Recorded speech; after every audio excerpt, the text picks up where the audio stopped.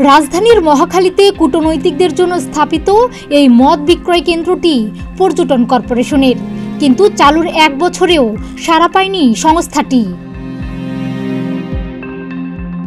লোকসানের মুখে সংস্থাটি এখন মদের বন্ডেড ওয়্যারহাউসের লাইসেন্স বাতিল করতে চায়। জুনের প্রথম সপ্তাহে লাইসেন্স বাতিল করতে জাতীয় রাজস্ব বোর্ড এনবিআর এর চিঠি দিয়েছে বেসামরিক বিমান পরিবহন ও পর্যটন মন্ত্রণালয়।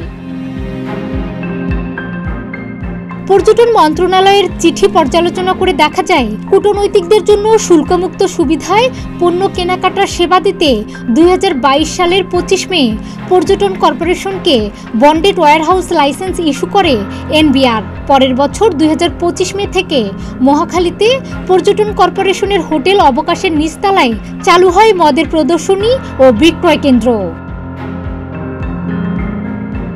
কর্পোরেশন সূত্র বলছে, চালুর পর থেকে গত 1 বছরে কোনো কূটনৈতিক শুল্কমুক্ত সুবিধায় সেখানে মদ কিনতে যাননি। বিক্রয় কেন্দ্রে না যাওয়ার কারণ হিসেবে এনবিআরে পাঠানো চিঠিতে বলা হয়, কর্পোরেশন সেখানে শুধু মদ বিক্রি করে। কূটনৈতিকরা মদের পাশাপাশি একই ছাদের নিচে বিভিন্ন প্রয়োজনীয় পণ্য শুল্কমুক্ত সুবিধায় কিনতে চান, কিন্তু পর্যটন কর্পোরেশন তা দিতে পারছে না। পর্যটন কর্পোরেশনের বিদেশিদের জন্য মদ বিক্রয় কেন্দ্রে বিদেশিরা শুধু মদ কিনতে আসে না, শুধু মদ কিনতে তারা এখন আসতে চাচ্ছেও না। আমাদের এখানে সেই ধরনের কোনো ব্যবস্থাও নেই। আমরা এটি বন্ধের সিদ্ধান্ত নিয়েছি।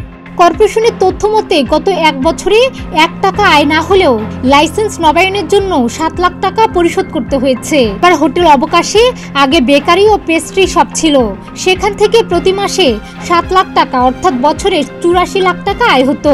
মদের বন্ডেড হাউস দেওয়ার পর বেকারি ও পেস্ট্রি শপ তুলে দেওয়া হয়।